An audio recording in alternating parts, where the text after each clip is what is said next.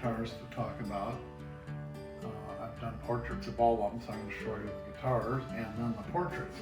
So this one here, this is a player's guitar. This is, unlike my Martin, it has electronics built into it. It's a very, very good guitar. That's an Alvarez Yairi, Bob Weir model.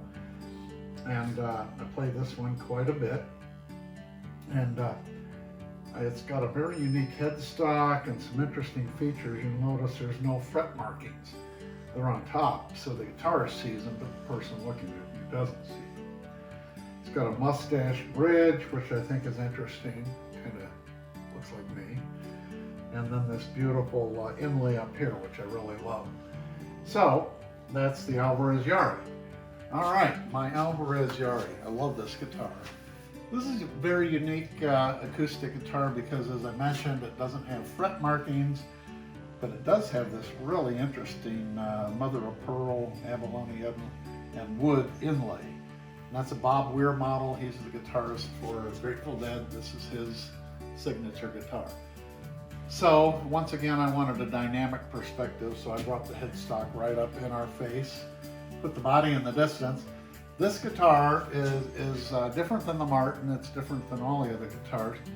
And when I play this through a chorus and a compression pedal with a little reverb, it reminds me it sounded wet. So I incorporated a fishbowl with goldfish in it. Plus I love the way a goldfish, the fins flow, and it's very much like the guitar. So, a timepiece, you ask, why? So, there's a real precision to guitars, and this one certainly has that. It takes really exacting manufacturing and care. They build these things with love. I think it's a hand-built guitar, that part of Alvarez. And because of that expertise in building the instrument, it's really precise, stays in tune well. It's just, so this has to do with the precision of the instrument. This has got a lot of variety that can come from the sounds of this guitar, so I made it kind of serpentine with this snake.